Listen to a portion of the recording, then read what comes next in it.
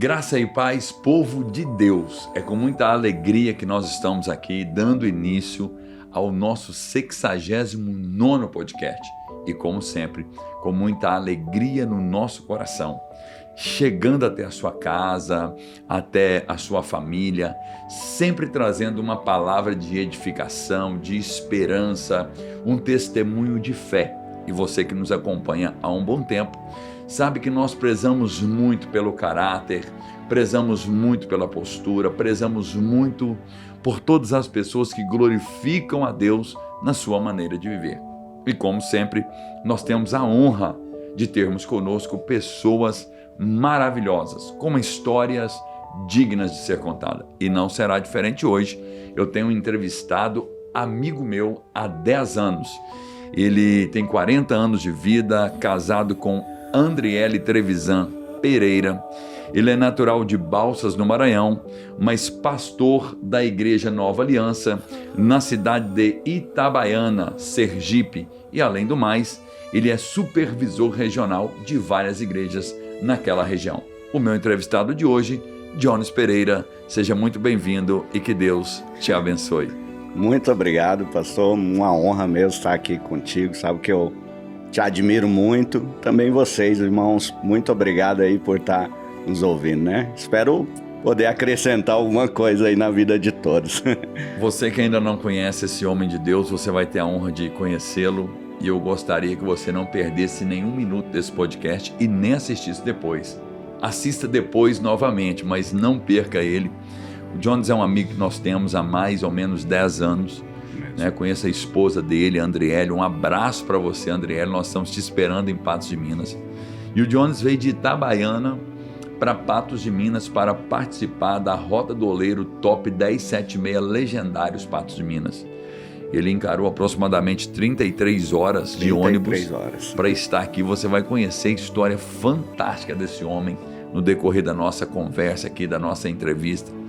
E eu te confesso que todos os meus entrevistados são pessoas que eu amo muito. Mas esse aqui, além de eu amar muito, eu tenho uma admiração muito grande pela vida que ele tem, por cada superação que ele leva. E para mim, Jones, você é um exemplo de tudo.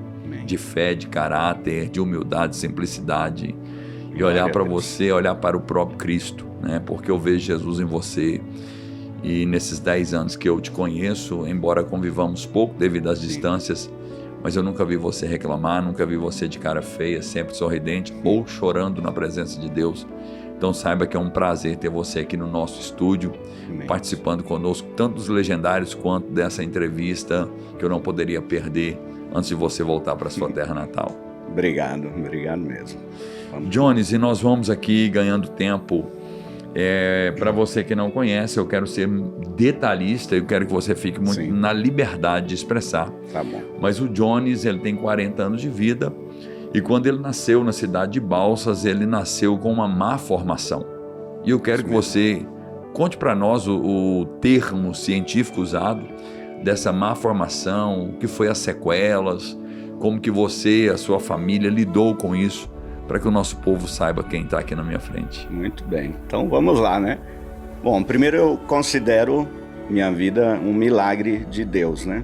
Nasci, como o senhor mencionou, em Balsas, Maranhão. Meus pais, sou o filho mais novo, né? De 4 irmãos. E nasci com essa má formação chamada sequelas de mielomeningocele, que é uma das vértebras da coluna não se formar corretamente, gerando sequelas diversas.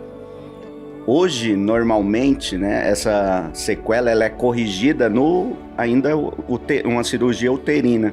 Criança ainda no útero, o médico consegue operar e corrigir essa sequela. Na minha época, infelizmente, não foi assim, né? Por morar numa cidade pequena, meus pais até procuraram recursos médicos para tentar corrigir a situação, mas eles tinham um pouco de receio em mexer na coluna, né? A minha mãe me trouxe em São Paulo para tentar. Eles pediram, volta daqui 2 anos. Quando ela voltou 2 anos, eles falaram, olha, corre o risco de ele ou morrer na cirurgia ou então ficar paralítico. E aí ela decidiu não fazer a cirurgia. E aí eu fiquei com essa sequela, só fui operar aos 8 anos de idade. Por isso que eu digo que é um milagre, porque essa sequela de mieloma meningocele gera várias situações, né? Por exemplo, pode ter hidrocefalia, que é água na cabeça, no cérebro, problemas renais, outras malformações que acarretam, né? E quanto mais cedo você opera, menos sequelas tem. E eu operei já com 8 anos de idade. Quando eu fui operar, o médico surpreendeu, né? Por que eu não tinha operado antes? Mas foi isso, né? Esse foi o início da minha vida, né? Descobrindo essa deficiência. E você operou na cidade de São Paulo? Operei na cidade de Teresina, Piauí. Jones, e conforme você disse que ela traz várias sequelas, e a sua não foi diferente, sim, né? Você teve sequelas nas pernas. Eu gostaria que você falasse um pouco sobre isso também, para que o nosso povo entenda nos mínimos detalhes a vida de superação que você leva. Então, as maiores sequelas minhas foram nas pernas. Eu não tenho a sensibilidade das minhas pernas. Alguns pontos eu sinto a perna, mas quando era criança, eu conseguia andar sem muleta até meus 5 anos de idade, aproximadamente. Com muita dificuldade de andar, por causa do quadril. Uma das sequelas que ele deixou chama quadril luxado, que é como se o nosso tem um encaixe do quadril, o meu quadril fica fora do encaixe, na perna esquerda. Então eu ando com essa perna sem a força do quadril. E os pés, eu não tenho movimento na minha perna esquerda, no pé. Meu pé não se movimenta. Não tenho a sensibilidade também. Então, quando eu era criança, esse pé esquerdo machucava muito, fazia feridas, né? Porque ou batia em pedras, ou pisava errado, ia fazendo feridas. A minha perna direita, eu já tinha mais mobilidade, embora não tinha sensibilidade. Tinha mais força nela. Mas por também não ter sensibilidade, vivia gerando feridas. E aí foi quando uma dessas feridas foi agravada mesmo. E não sei se a gente já pode entrar, né, nessa parte das feridas, né? Mas fica na liberdade. Então tá. Então, por causa dessa sequela de sentir o pé, uma vez eu, como criança, fui brincar. Pisei numa pedra e esfolou o meu calcanhar. Não liguei porque não sentia dor, né? E continuei andando, brincando, até que essa ferida foi crescendo, foi infeccionando, pegou infecção. E aí foi onde, na parte da minha infância, que eu quase morri por causa dessa ferida, né? Então, essa foi a maior sequelas, assim, nas minhas pernas, né? Quando foi infeccionando, fui passando aí a fase de 5 até 8 anos de idade com essa ferida. Fui no médico para tratar a ferida, mas foi onde eles falaram, não, vamos priorizar a cirurgia da coluna, né? A minha coluna, na época, foi quando eu operei, com 8 anos de idade. A partir daí eu não consegui mais andar, né? Foi uma sequela da cirurgia, eu não consegui mais ter a força e o equilíbrio para andar. Comecei a utilizar muletas por causa disso, né? E o pé foi agravando, foi infeccionando. Cheguei a ter uma infecção muito grave no osso, que é chamada de osteomielite. É uma infecção que vai comendo o osso, né? E essa infecção no pé foi crescendo, ferida muito grande. Foi me abatendo, entrei com 9, 10 anos, quase 10 anos aí. Tive uma anemia muito forte por causa da infecção, que gerou mesmo uma anemia crônica. Eu não tinha força mais nem para levantar nessa época. Para vocês terem noção, né? Meus parentes já tratavam como um futuro alguém que ia morrer ali em breve, né? Chegavam para minha mãe e falavam mesmo, na cara, assim, né? O nordestino tem muito franco e direto, né? Teu filho vai morrer, Neuza, né? O nome da minha mãe, Neuza. Teu filho vai morrer. Então vamos preparar para ele um seguro funeral, isso, plano funerário, para quando falecer não ter tanto problema, né? E eu ouvia tudo aquilo, né? Ouvia, guardava aqui no meu coração, embora minha origem católica, né? Meus pais eram católicos, eu ficava no meu coração, Deus, eu não quero morrer, né? Não quero morrer, me ajuda. E era assim, né? Foi indo. Então, essa infecção foi crescendo, se agravando, fui abatendo, afundando. Eu tinha febres, assim, de 40 graus, que eu me estremecia lá no Maranhão, né? Naquele calor do Maranhão. Mas eu sentia muito frio. Isso foi durante 2 anos, praticamente, a minha vida, assim, com essa infecção. Quando minha mãe foi buscar socorro, por quê? Um dia eu cheguei para ela, falei assim, mãe, para de gastar dinheiro comigo, né? Porque eu vou morrer, eu tô sentindo que eu vou morrer. E aí ela foi buscar ajuda. Lá no Nordeste tem muitos programas de televisão que você leva a pessoa na TV e ajuda a população, se movimenta para levantar recursos. Ela estava querendo levantar recursos para tentar me trazer para São Paulo, para ver se conseguia aí ajudar, né, a socorrer. Mas fiz o programa de televisão e para tristeza vou falar primeiro da parte triste, né? A gente esperava receber muita ajuda, né? E naquele dia não apareceu ninguém em casa para ajudar, né? Que as pessoas viam a situação e ia lá, levava uma oferta, um dinheiro para algum recurso. Passou uma semana depois que o programa foi apresentado, ninguém foi nos procurar, né, para ajudar. Mas aí depois de uma semana apareceu uma mulher, né, uma esposa de um médico na cidade. E aí ela foi em casa, falou comigo, conheceu a história, me levou para a casa, para a clínica particular do esposo dela, que era doutor Franco, né? E aí eu fiquei internado nessa clínica por uma semana, para eu conseguir ter força para suportar a viagem até São Paulo. E aí, nessa semana internado, tive que fazer transfusão de sangue por causa da anemia, que estava muito grave. E aí, depois disso, eu consegui ter força para ser levado para São Paulo e começar o tratamento dessa ferida, né? E nessa época você estava com quantos anos? Eu tinha 10 anos de idade. 10 anos. Isso. E quando que ocorreu a amputação da sua perna? Isso. Então, fui para São Paulo, 10 anos. Tentei. O médico, no começo, eles queriam amputar de imediato, né? Só que eu não entendi ainda como seria uma amputação, criança. Quando o médico olhou meu pé a primeira vez, ele falou, a única forma de sarar isso é amputando. E aí eu chorei muito, né, na frente do médico. Falei, pelo amor de Deus, não faz isso não, né? Vamos tentar. Meu tio também, que me acompanhou, né? Minha mãe me deixou com os meus tios. Terminei de ser criado pelos meus tios, né? E aí eles foram tentando socorrer, né, essa questão do pé, quando eu pedi para não amputar.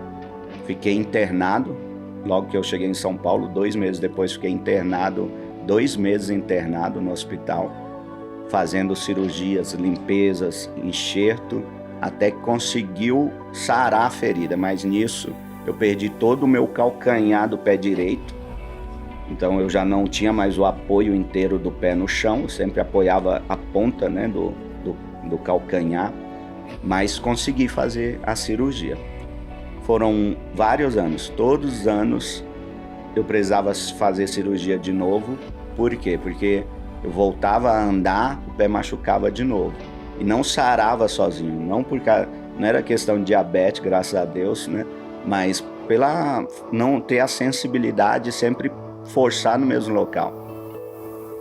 Para o senhor ter noção, né, e todos, eu cheguei a operar 26 vezes, juntando coluna com os enxertos que eu fazia, né?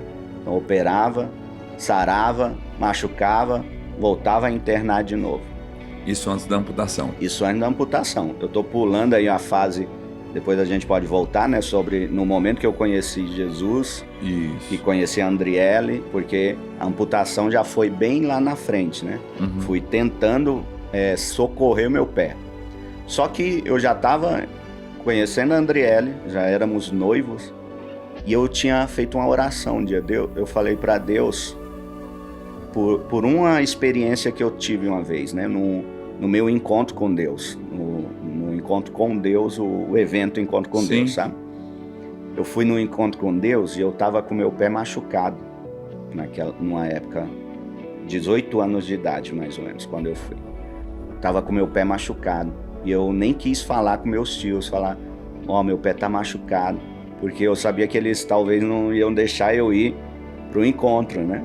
Eu falei, quando eu voltar do encontro, eu já sei o que vai acontecer. Vou falar para eles, lá vai de novo internar e tratar de todo o processo que sempre acontecia. Mas no encontro com Deus, eu tive uma experiência que no momento ali de uma das ministrações, alguém chegou por trás de mim, eu não sei quem foi, porque eu estava orando, e aí eles falaram assim, pessoal, o bálsamo de Gileade está sobre sua vida. Na hora eu entendi que se tratava de uma cura, né? E ok, foi ali tocado por Deus, cheio do Espírito Santo. Quando chegou em casa no outro dia, pela primeira vez na vida, minha ferida tinha secado. Olha. Secou, que só ficou a cicatriz endurecida. Eu fiquei surpreso, assim, né? Com o poder de Deus, né? Mas ali foi um sinal também do Senhor falando, eu posso fazer. Eu acreditava nisso. Então eu nunca duvidei que Deus poderia, se Ele quisesse, me dar um pé novo, né? Umas pernas novas. Nunca. Mas com o decorrer de tanta cirurgia, eu um dia fiz uma oração. Eu falei assim, Deus, se meu pé voltar a machucar, eu não vou mais fazer enxerto. Eu vou procurar um médico e vou entender o que deve ser feito. Por quê? Eu já estava noivo da Andriele, trabalhando, né? Então, Você já estava em São Paulo? Já em São Paulo, né? Porque eu fui fazer a cirurgia de amputação já com 20 anos de idade, né? Então eu estava já noivo da Andriele, trabalhando, estudando, e toda vez que o meu pé machucava, a minha vida parava, porque internação, cirurgia, até recuperar do enxerto de novo, né? E até os 20 anos você já estava usando muleta? Sempre, desde os meus 8 até agora, né? Eu tenho usado.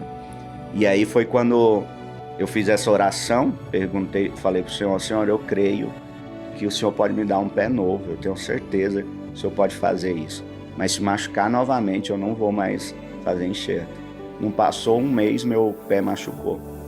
E aí eu falei com a Andriele, né, como já estávamos noivos, falei, Adri, eu tomei uma decisão, vou buscar amputar minha perna, né? E aí ela falou, não, se você decidir, estamos juntos, né? E aí busquei um dos maiores profissionais de ortopedia de São Paulo, do Hospital das Clínicas, Dr. Teng. E aí ele pegou e falou comigo, né? Falou assim, Jones, seu caso sempre vai gerar esses machucados, não tem o que fazer. Não tem como fazer enxerto ósseo, não tem como fazer nada, sempre vai machucar. E aí eu falei, então qual é a melhor opção? Ele amputar. Eu falei, então doutor, pode marcar a amputação. E foi quando eu amputei. Com 20 anos de idade, eu amputei minha perna por consequência dessa sequela. Isso. E aos 21 anos começou um novo processo na sua vida. Foi. Logo depois disso aí, creio que veio seu casamento, né? Foi isso mesmo. E a Andriele sempre do seu lado, sim, sempre ali aquela mulher virtuosa, guerreira. E o que a gente percebe, Jones, é que você, por mais que tenha essas limitações, né, podemos dizer, mas vou explicar, de uma amputação, você consegue ter uma vida normal. Fala pra gente o que é levar uma vida normal tendo uma amputação na sua vida. E a sua perna esquerda que é amputada? É a direita. A direita é amputada e a esquerda você não tem a sensibilidade dela. E nem a movimentação. Isso. Ok. Como que é pra você levar uma vida normal? Porque você joga futebol, você anda de skate, você faz academia. Fala para o nosso povo, porque é tão comum a gente encontrar pessoas, entre aspas, com o corpo normal e reclama de tanta coisa, sim, se limita e você não tem limitações nenhuma. Como que é? Como que isso ficou resolvido dentro de mim, né? Porque um dia eu me questionei na minha adolescência, né? Eu lendo os Salmos que diz que Deus viu a nossa formação de cada parte, né, do nosso corpo, desde quando nós estávamos ainda no ventre da mãe. Eu perguntei para Deus, né, eu ficava me questionando: Senhor, o Senhor viu eu sendo formado? Por que o Senhor não interferiu, né, na formação aí, para não gerar essas sequelas? E essa dúvida que eu tinha, que eu carregava, foi resolvida pela própria palavra que o Senhor mandou eu abrir. Romanos, eu acredito que seja essa referência, 9:20, que diz assim, né? Quem é você? Quer conferir para a gente ver, né? Romanos 9:20 é onde o barro indaga, né? O Criador. Isso. Então, quem é você, ó criatura, para indagar o Criador, porque me fizestes assim, né? Quando eu li esse versículo, acabou dentro de mim qualquer questionamento sobre minha deficiência ou dificuldade, tudo, né? Então, a partir desse momento, embora eu já levasse uma vida normal, né? Por isso que minha perna vivia machucando, não achava difícil eu ser criança de muleta jogando bola, aí machucava minha perna. Nadando, ia para o rio, ia para a piscina, ia para todo local que precisasse, e isso gerava os machucados, mas por causa dessa vida normal que eu tinha, né? Então, a partir desse momento que eu perguntei, questionei ao Senhor e Ele me deu essa resposta, né? Se não for o 9, é o 18 ou 17, alguma coisa assim, né? 9:20. 9:20, é isso mesmo? Mas, ó homem, quem és tu que a Deus replicas? Porventura a coisa formada dirá ao que a formou: por que me fizeste assim? Isso mesmo. 9:20 então, Romanos. Então acabou aí qualquer argumento, e às vezes... Foi uma cura, né? Foi uma cura pela palavra. Acho que a libertação minha, assim, para viver minha vida sem questionar mais ao Senhor. O Senhor falou sobre eu nunca estar triste, reclamando, e é por causa disso, dessa certeza que eu tive dentro de mim, que o Senhor me fez do jeito que Ele queria fazer para a glória dele, né? Que a continuação é isso, né? Isso. Eu uso vasos para a honra. O 21 fala assim: ou não tem o oleiro poder sobre o barro, para da mesma massa fazer um vaso para a honra e outro para a desonra? Isso. Então eu entendi que Ele estava me criando dessa forma, e Ele me criou para a honra dele, né? E esse é o vaso, Ele decidiu fazer isso, e amém, né? E isso foi libertador na minha vida. Então, você que assiste aí acaba questionando tanto Deus por situações que você passa, dificuldades, problemas, pegue esse versículo para a sua vida, né? O Senhor fez você com um propósito, e Ele tem poder de fazer isso. E acabe o questionamento. Levei uma vida normal, estudando, fiz faculdade a faculdade de administração, trabalhei nas empresas maiores do Brasil hoje em dia, por exemplo, a Companhia Suzano, né, que é uma grande empresa de papel do mundo, né? Do mundo. Celulose, papel e celulose, trabalhando com eles. Conheci a Andriele, foi na igreja já a Andriele que eu conheci. Era muito travado com questões também sobre isso, né? De como que alguém vai querer namorar ou casar com alguém que tem uma deficiência, que foi curado a partir dessa palavra do Senhor, né? Na minha vida, e outros processos de cura. Conheci a Andriele, namoramos, casamos, trabalho, estudei, né? Trabalhei, estudei, trabalho ainda, né? Mas levando uma vida normal, sem limitações. Toda vez que eu pensava, né, em fazer algo que eu achava que seria difícil, ou que as pessoas tentavam falar, isso não dá para você fazer, né? Cuidado, né? Às vezes as pessoas têm esse cuidado, o né? Zelo, né? É um zelo muito grande, né? Mas isso às vezes limita ou gera uma dependência muito grande. E graças a Deus eu sempre consegui romper com isso. Até falo isso para os pais que têm alguma criança com qualquer tipo de deficiência. Não limite eles, né? Deixe tentar, deixe subir só, deixe pegar sozinho, deixe se movimentar, porque isso vai gerando essa independência, né? E essa vida normal que hoje eu levo, né? Graças a Deus. Jones, e você hoje está com quantos anos de casado?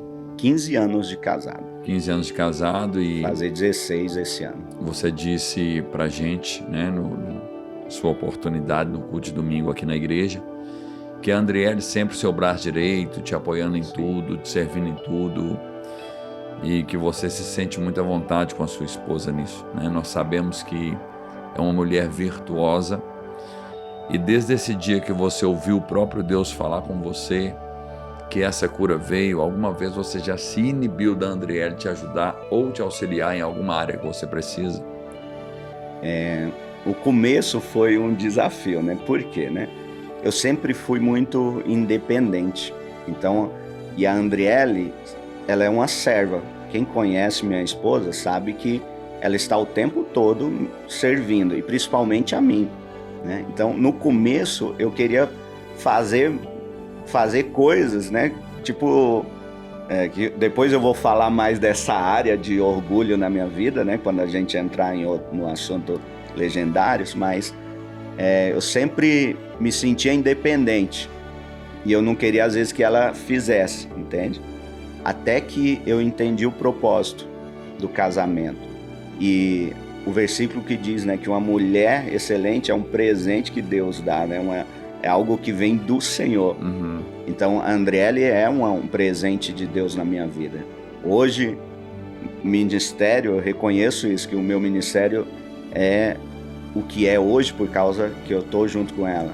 Ela é minha parceira em tudo, né? Em tudo que eu preciso, tudo que eu necessito no meu dia a dia, no serviço em casa, no auxílio no ministério. Minha esposa é excelente em tudo que ela tem feito tudo aí para me ajudar. Né?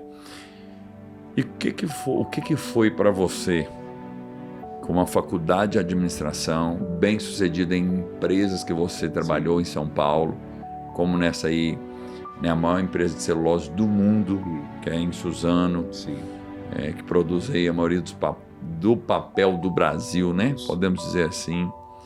Largar tudo, você com a sua esposa, com a jovem esposa também, e dedicar totalmente ao ministério pastoral. Muito bem. Como que foi tomar essa decisão aí? Isso. Então, vou citar só um pouquinho da infância. Claro, fica à vontade. Com 11 anos de idade, já lá na casa dos meus tios, logo após o primeiro processo de cirurgia, conheci Jesus, com 11 anos de idade. Fui, graças a Deus, a minha infância, a minha adolescência na igreja, né? Pré-adolescência e adolescência na igreja.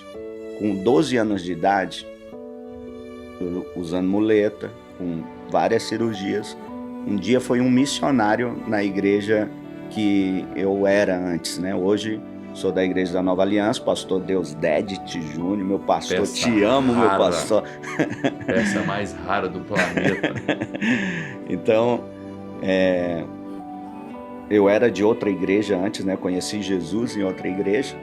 Esse missionário foi lá e falou sobre missões, sobre levar o evangelho, e aquilo queimou no meu coração. E eles perguntaram, quem quer um dia pregar a palavra, ser um missionário?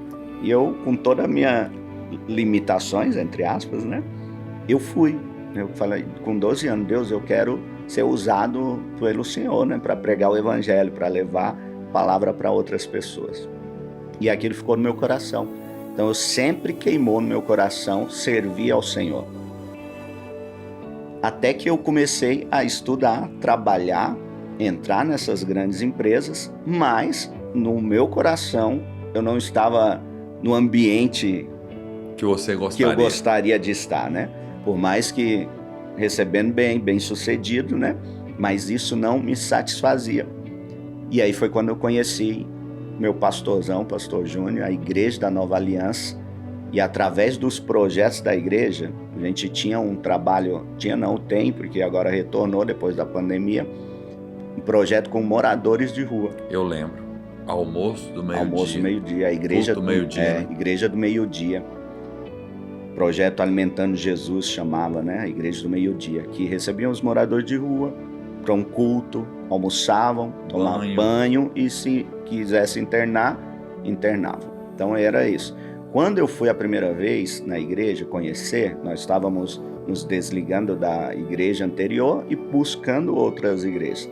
Quando eu comecei a conhecer a igreja da Nova Aliança, o primeiro impacto que foi uma palavra do nosso pastor sobre amar as vidas, sobre missões, sobre os moradores de rua e o Nordeste, que a igreja estava se movimentando para enviar os primeiros missionários. Nós chegamos na Nova Aliança, na Igreja da Nova Aliança, em dezembro de 2014. Em janeiro de 2015 estávamos oficialmente na igreja, né? Em fevereiro eu já queria largar tudo. E eu estava naquele primeiro culto. Foi onde eu te conheci. Vários missionários, né? Foram consagrados. Isso mesmo, foi onde eu conheci o Senhor. Um frio. Seu testemunho, né, de fé. E isso começou a gerar em mim, porque eu queria aprender a viver de fé. Deus foi quebrando muitas estruturas na minha vida durante todo o processo. Vou citar exemplos para chegar nessa decisão, né? Então, criança deficiente, sempre tive o meu benefício, né, do LOAS, que é por causa da deficiência, e vivi nessa dependência desse benefício. Até que um dia, esse meu primeiro pastor quebrou isso na minha vida, falando, você precisa romper isso e quebrar essa deficiência, abrir mão desse benefício, porque eu não trabalhava, não estava querendo avançar em nada, porque eu tinha já uma segurança. Sustento, né? Uma segurança humana. Isso. E aí foi quando eu decidi começar a ir atrás de trabalhar, e automaticamente eu perderia esse benefício.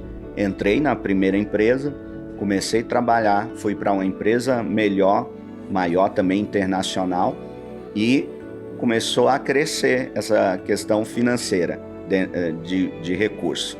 Foi aí a primeira estrutura, eu abandonar a dependência de um benefício de segurança e ir para um mercado de trabalho que eu poderia qualquer hora também ser mandado embora e não ter mais o recurso. E aí fui crescendo, dentro das empresas, estudando e crescendo. Quando eu conheci o Senhor, o seu testemunho, desculpa, viu? Fica à vontade. Quando eu conheci, deixa eu beber um golinho de água.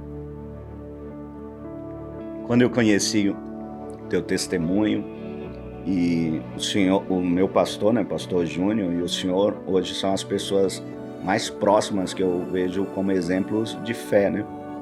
E de seguir mesmo a fé de vocês. E quando eu ouvi falar sobre a tua dependência, foi quando eu falei, pastor, posso vir te conhecer? Lembro. Foi em 2015.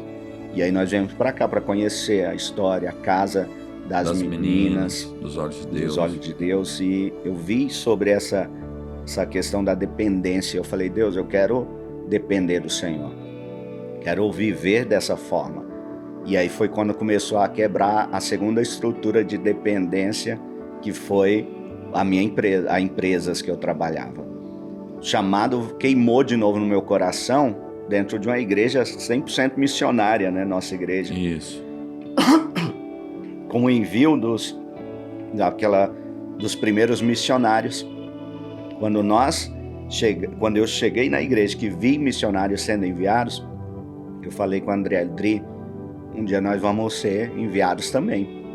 E aí eu cheguei na minha empresa e falei, eu queria pedir que vocês me desligassem para eu quero ser missionário, né?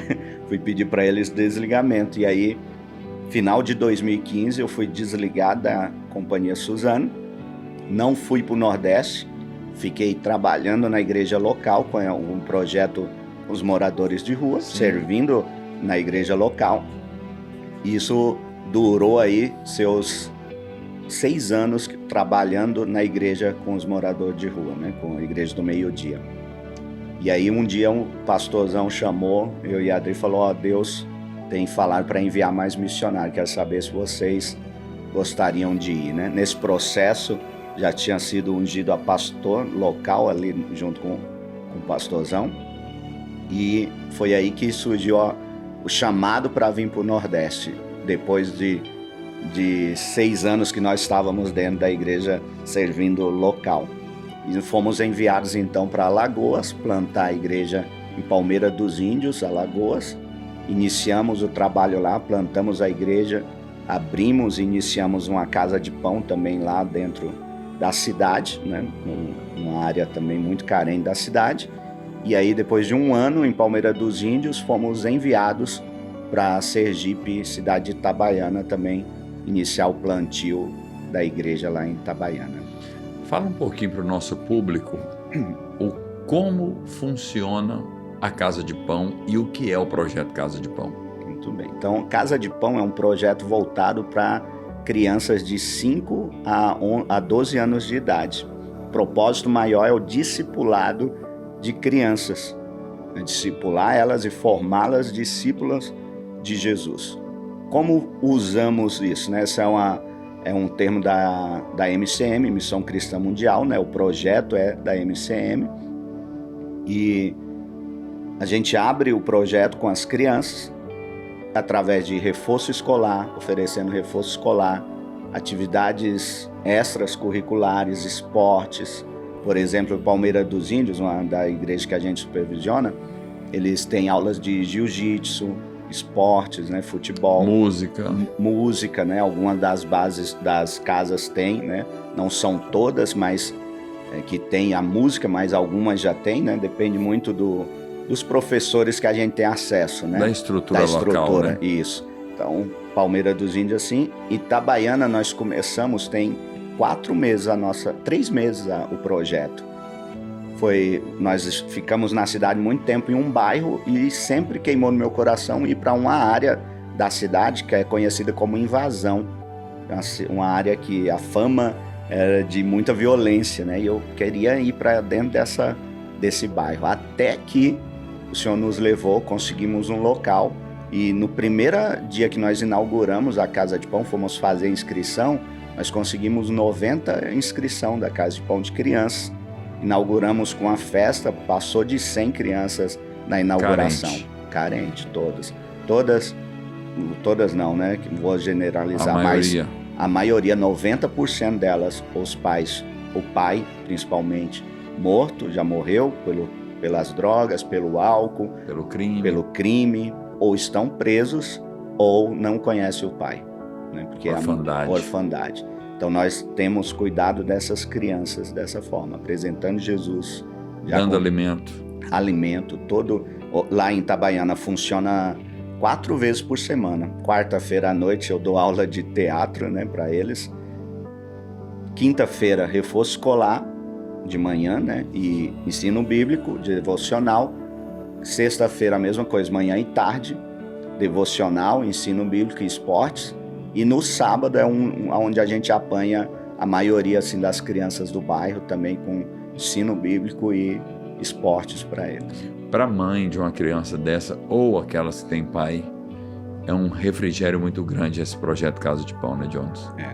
Uma mãe esses dias chegou para nós e falou assim, né? Nós temos muita criança diagnosticada com autismo. Cerca de 8 crianças que vão no projeto com autismo. Uma dessas crianças, sempre que ele chegava em mim, ele me chamava de Jesus. E eu não entendia, né? Eu falei, é por causa do autismo, né? E ele sempre me chamando de Jesus. Ô Jesus, né? E um dia fomos levar ele em casa, e aí ele falou assim, mãe, quem veio me trazer foi Jesus. E aí o Senhor abriu meu entendimento, falando, eles estão olhando para você, como se eles estivessem vendo Jesus, entende? E aí a mãe pegou e falou assim, eu não sei o que seria desse bairro se vocês fossem embora, porque a única luz que tem brilhado para essas crianças. Isso é muito forte, né, Jones? Eu comecei esse programa falando sobre isso, que quando olho para você eu vejo o próprio Cristo, né? E, ao mesmo tempo é uma grande responsabilidade Sim. também para você carregar essa marca que está sobre a sua vida, e eu fico muito feliz por isso. E nesse bairro que hoje você funciona, a Casa de Pão, na cidade de Itabaiana, conhecido como Invasão, Sim. Quantas crianças estão participando do projeto Casa de Pão? Ativamente hoje a gente tem cerca de 105 crianças. Nesse projeto? Nesse projeto. E ao todo, dentro da sua supervisão, você está supervisionando outras cidades? Sim. E automaticamente existe outras casas de pão? Isso. Então, Itabaiana 105, Palmeira dos Índios, Alagoas tem em torno de 120 crianças E em Ambupe, Bahia, tem 25 crianças. Então sai 250 crianças. 250. Mais as igrejas que você cuida. Isso, com supervisão das 3 igrejas de adulto, né? A gente chega aí perto de um pouco mais de 300 pessoas, né? Então, debaixo da sua autoridade, junto com a Andriele. Isso é uma coisa muito linda e com certeza você tem colhido ali vários testemunhos dessas famílias. Sim, né? Graças a Deus a gente tem acompanhado transformação mesmo de famílias, vidas, né? Recentemente tivemos os encontros com Deus, batismo de pessoas. Deus está transformando mesmo aí o nosso Nordeste, né? E hoje, o que seria o maior desafio desses projetos para o pastor Jones e a pastora Andriele? Nosso maior desafio é aquilo que Deus mandou nós orarmos, né? O próprio Senhor Jesus, que é trabalhadores. Ceifeiros. Ceifeiros para essa área. Voluntários, pessoas que saibam dar aulas de música, né? Eu queria muito que a gente tivesse aulas de música, de lutas, artes marciais, tudo que a pessoa pudesse ensinar, assim, né? Às vezes tem muita gente nos ouvindo e que você pode fazer isso na tua cidade, são coisas que você sabe do seu dia a dia, que você poderia usar nessa seara, né? Não estou dizendo para ir lá para Sergipe ou Itabaiana, mas na sua igreja local, você usar aquilo que você tem, porque há uma necessidade muito grande de trabalhadores. E a gente tem visto isso. Todas essas cidades, o povo nordestino mantém o mandamento do Senhor de fazer filhos, né? Então você vai num bairro desse que tem mais de 1.000 crianças, que a gente pode alcançá-las, só que nós não damos conta. Hoje a gente está no nosso limite de dar conta dessas crianças, né? Porque esse é o maior desafio de todos, né? Trabalhadores dessa área. Eu creio também que existe, não vou dizer desafios, mas um alto compromisso financeiro para manter esse projeto. Sim. Né? Porque ali você dá alimentos, Sim. Por mais que os trabalhadores, creio eu, são voluntários, sim, mas você também tem a responsabilidade de dar um alimento.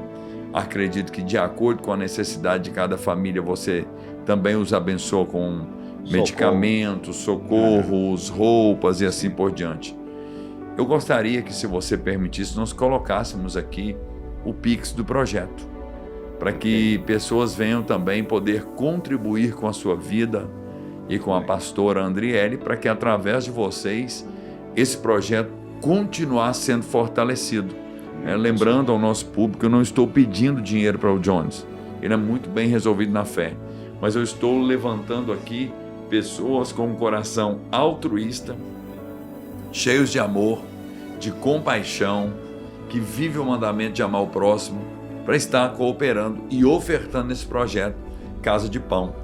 Você poderia falar o seu Pix, ou nós vamos colocar aqui também, né, no rodapé, sim, desse podcast, para que Deus venha levantar recursos também, onde esse podcast chegar, para que você possa estar abrindo mais casas de pão e automaticamente alcançando mais crianças. Ok, então tá bom. Então, o senhor está falando, né, esses dias estava orando, né, e conversando com minha esposa, né, falando como nós gostaríamos de dar roupa para as crianças, né, porque muitas delas vêm já com a roupa rasgada ou não tem mais como... Vem com a única que tem.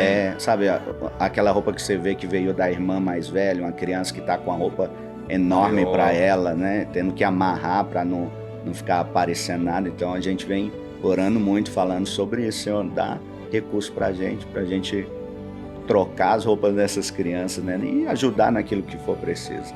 Então pode deixar... Claro. Deixa eu só frisar aqui. Talvez você que está me assistindo pense assim, mas o que eu posso é tão pouco.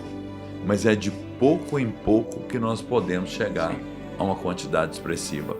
E outra, você não precisa fazer uma única vez. Você pode cooperar também mensalmente. Sim. Né? Você vai ter o Pix dele, mensalmente você pode fazer uma oferta, independentemente do valor. O que vai valer a pena é o seu coração. Nós temos bases bíblicas para isso, que a Bíblia diz que Deus ama quem dá com alegria, não por constrangimento ou por necessidade. O projeto está andando, está indo bem, graças né? a Deus. mas você pode também semear e colher na sua vida. Então quero que você dê seu Pix aí, nós vamos colocar aqui no rodapé desse podcast para que vidas de Minas Gerais ou onde chegar esse podcast possam estar cooperando com o projeto em Itabaiana e Palmeira dos Índios. Amém. Glória a Deus.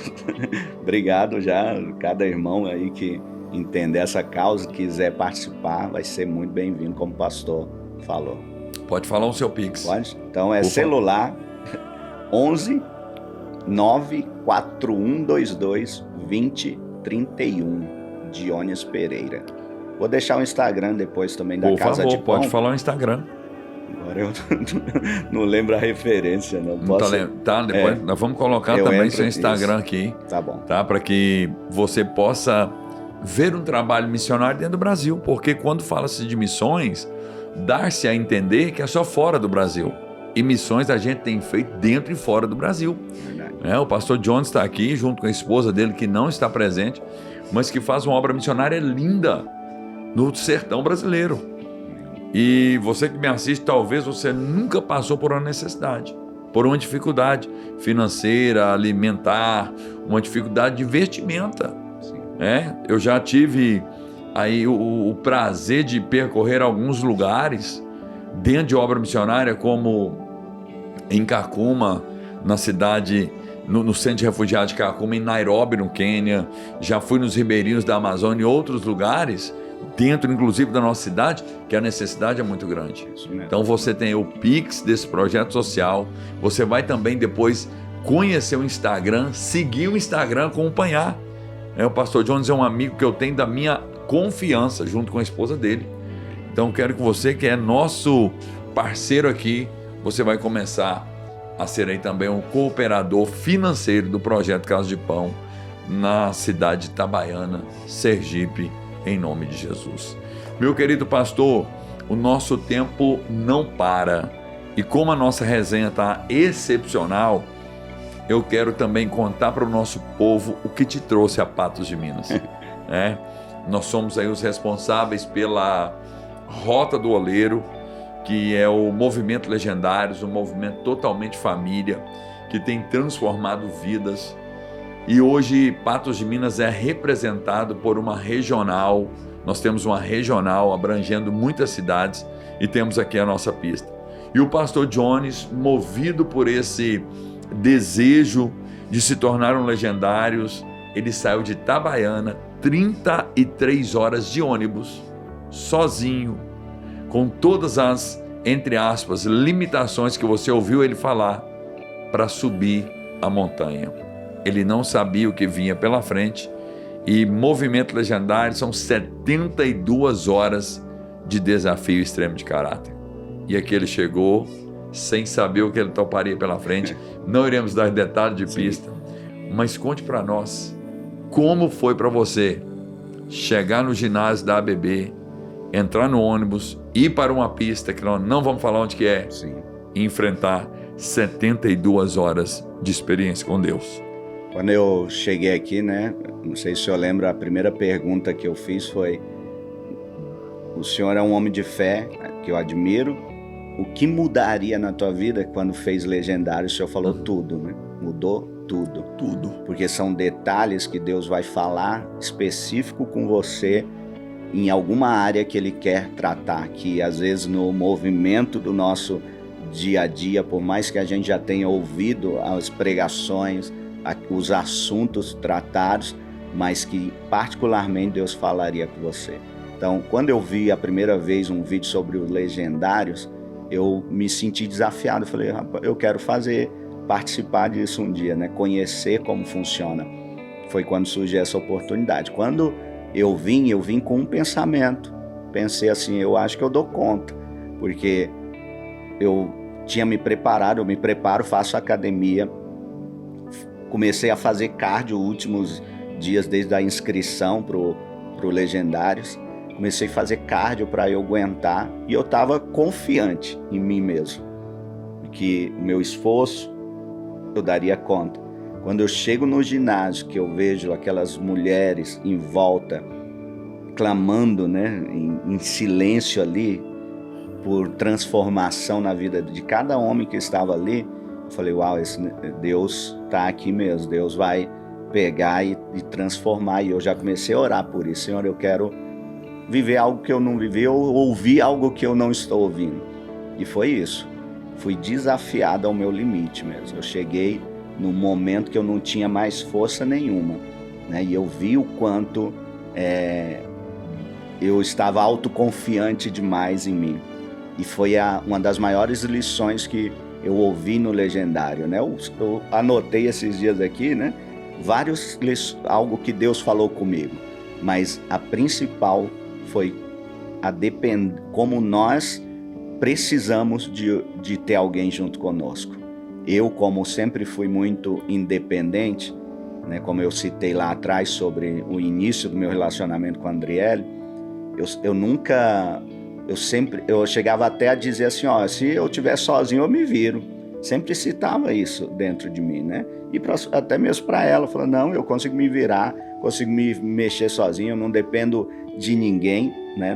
Não é uma dependência emocional que nós estamos tratando aqui, mas de precisar de alguém.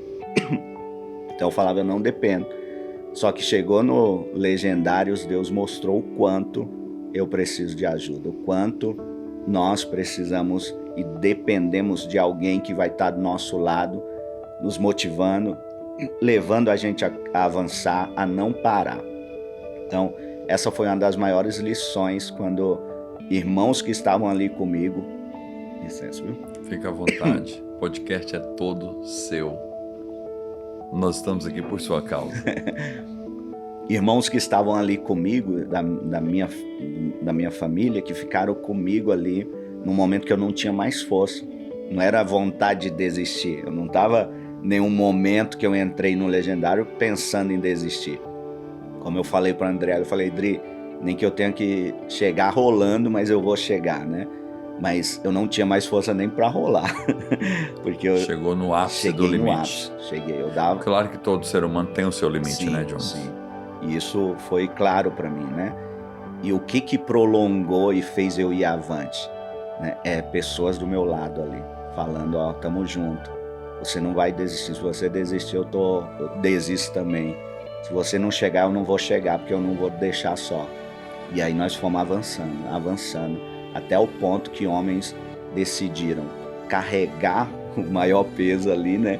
De me carregar para eu chegar até o fim, né? Então a lição que eu guardo e carrego comigo é principal. Muitas vezes nós vamos precisar carregar fardos, pesos que não são nossos, mesmo nós já tendo os nossos próprios pesos, e também muitas vezes precisaremos ser carregados, porque até os mais fortes precisam de alguém ajudando, discipulando, ensinando e incentivando a caminhar. É muito lindo ver você na montanha, porque hoje é tão comum pessoas saudáveis, fisicamente falando, sim, que deixa de subir uma montanha de Legendários porque reclama em algumas áreas da sua própria vida. E você veio a 33 horas de ônibus, fora da sua cidade, sem a sua esposa, enfrentou um desafio extremo de caráter. Por mais que Legendários não é uma prova física, nem de sobrevivência, você viu que pega muito físico e você superou. Nós sabemos que hoje Legendários, esse movimento família, ele dividiu o Brasil. Ou melhor, ele tentou dividir o Brasil, porque tem uma parte que são críticos e que tem todo o direito de criticar, embora criticar algo que você não conhece não tem significância nenhuma, sim, mas é um direito de falar, né? E temos aqueles que, uma boa parte, que subiram a montanha e que tiveram suas vidas transformadas. Legendários transforma todo mundo? Claro que não. Transforma quem permite, né? Do mesmo modo que nem todo mundo precisa subir numa montanha para ter um encontro com Deus. Mas, partindo para o fim, o que você presenciou na Rota do Oleiro, que é um padrão da Guatemala, sim, onde nasceu o movimento 2015, por acaso você viu falta de respeito, lavagem cerebral, forçação de alguma coisa? Algum momento você viu alguma religião sendo criticada? Ou você viu algum homem sendo levado além do seu limite por uma ignorância de algum legendário? Como que você define Legendários? Então eu defino como uma família. De verdade, uma família. O que eu vi lá? Homens que estão servindo, mas sonhando que você conclua, que você vença. Estão te ajudando. Talvez não do jeito que a gente quer, né? Como a gente imagina uma voz, né? Mas a ajuda, a fidelidade, o incentivo, né? Então é difícil, ou melhor, ninguém deveria nem criticar se não passasse, né? Por lá. Então antes de vir, eu vi vídeos de gente falando bem, outros falando mal, mas os que falavam mal normalmente não passaram. Não passaram, foi por criticar o movimento, ou por estar crescendo muito, por se falar muito, começaram a decidir criticar sem conhecer, né? Então eu vejo Deus no movimento, vejo transformação de homens, porque homens, eu fui tocado nessa área que eu comentei, mas homens perto de mim tiveram casamentos restaurados, famílias restauradas, homens levantaram a mão entregando a vida a Jesus. Outros libertos de vício. Reconhecendo o valor da família, porque para mim, Legendários foi tratar o caráter do homem para cuidar de sua família, resumido. Poderíamos terminar esse podcast dizendo que Legendários é um lugar de respeito e transformação? Totalmente. Um lugar de respeito e transformação. Com certeza. Queridos, ali nós temos pessoas de todos os níveis de fé, de família e de problemas. A minha vida também teve novas experiências no movimento Legendários. E aqui eu estou entrevistando um homem de 40 anos que superou uma montanha, mas muito mais do que isso. Superou uma má formação, superou deficiência física, superou críticas, quem sabe traumas de infância, e hoje está aqui como um grande homem de Deus. Eu encerro esse podcast hoje com a sua oração, dizendo: a sua vida é uma história digna de ser contada. Patos de Minas, através da Fé em Milagres, te ama. Amém. A minha família te ama. Tenho grande admiração e respeito pela sua vida. E eu te espero em outubro de 2025 para servir junto conosco no próximo Top Rota do Oleiro, Patos de Minas. Amém. Vamos terminar. Deseja falar alguma coisa? Mandar um abraço para sua esposa, aquele beijo de um legendário para sua esposa. E na sequência, por gentileza, você vai estar encerrando o nosso podcast com a sua oração. Então, primeiro, quero realmente incentivar quem venha, não olhe para suas dificuldades, dores, limitações. Venha, você vai ter uma experiência com Deus, eu tenho certeza disso. Venha com o coração aberto para isso. Minha mulher, te amo, Andriele, você é a mulher da minha vida, linda, maravilhosa. Tamo junto até a volta do nosso Senhor. E obrigado, pastor, obrigado, Igreja Fé e Milagres, cada trabalhador, cada irmão que tem servido e ajudado muito aqui esses dias. Eu acho que antes de você orar, nós tínhamos de mandar um abraço para o pastor Júnior e para a pastora Mil, porque você sabe que o pastor Júnior nos ama, né? Sim. Mas ele é ciumento também. Pastor Júnior, te amo, meu pastor. Um beijo fofo do nosso coração, né? Pastor Júnior e pastora Mil, um casal que eu amo demais da conta, que faz um excepcional trabalho no Brasil e nas nações, né? Te admiramos muito, meu pastor e minha pastora Mil. Amém. John, contigo, a oração final nos abençoa e muito obrigado pela sua disponibilidade. Obrigado a vocês. Pai, quero te louvar pela vida do pastor Lélio, pastor Estela, toda a família Fé e Milagres e cada um dos meus irmãos que têm ouvido esse podcast. Senhor, abençoa a vida, a casa, a família de cada um, Senhor. Eu oro pedindo que o Senhor se manifeste no coração de cada um. Que o Senhor atraia para cá homens que vão te conhecer através desse movimento. Em nome de Jesus. Amém. Graças a Deus, Jones Pereira. Deus te abençoe. Muito obrigado. Obrigado. Queridos, e muito obrigado pela sua companhia, pela sua amizade. Igreja Fé e Milagres, Rua Ouro Preto, 715, bairro Santo Antônio, Patos de Minas, Minas Gerais, Brasil. Nossa programação, domingo, 19 horas. Terças e quintas-feiras às 19h30. venha nos fazer uma visita e faça parte desta família, onde os milagres esperam por você. Toda quarta-feira, 22 horas, a nossa live no Instagram. Que Deus te abençoe e até a próxima.